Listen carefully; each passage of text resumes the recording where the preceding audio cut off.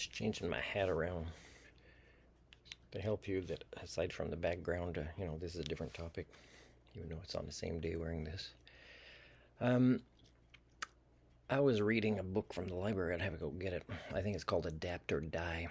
It's a prequel as a graphic novel to the Avatar movies, and it made me think of something I was thinking about in the past when I drove a bus with indigenous, First Nations participants who came back from rec or leisure or treatment experiences, and I drove them in a bus. I say, hey, did anybody here see the Avatar movie? And I asked them what they thought, and mostly it was impressive with the special effects, but nobody kind of saw the link to kind of what happened to them and their ancestors. The generational ongoing traumas that they were dealing with based on a lot of the themes relating to these movies.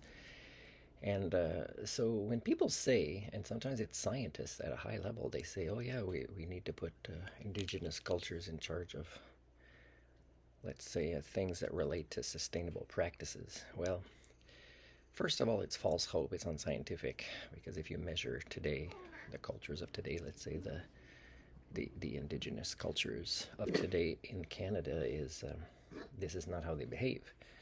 And they won't start acting differently because you suddenly say, okay, you're in charge of this. You got to go with the evidence. So, for example, there are ways to do some scientific research to prove this. For example, you could do a PhD where you're doing research to kind of read this prequel and then watch the two movies and then discuss with the participants of the study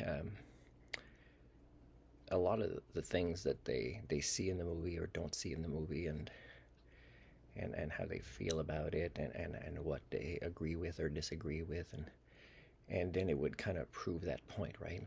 That false hope is not a solution to cling to, because these scientists, in a way, they're praying, or they keep breaking fortune cookie until they find the message that makes them feel good, and that's not scientific.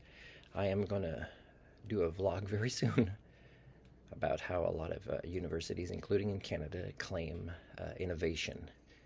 And I'll have to ask them, oh, you must define it differently, because, the behaviors are not at all what reflects the definition I see of innovation.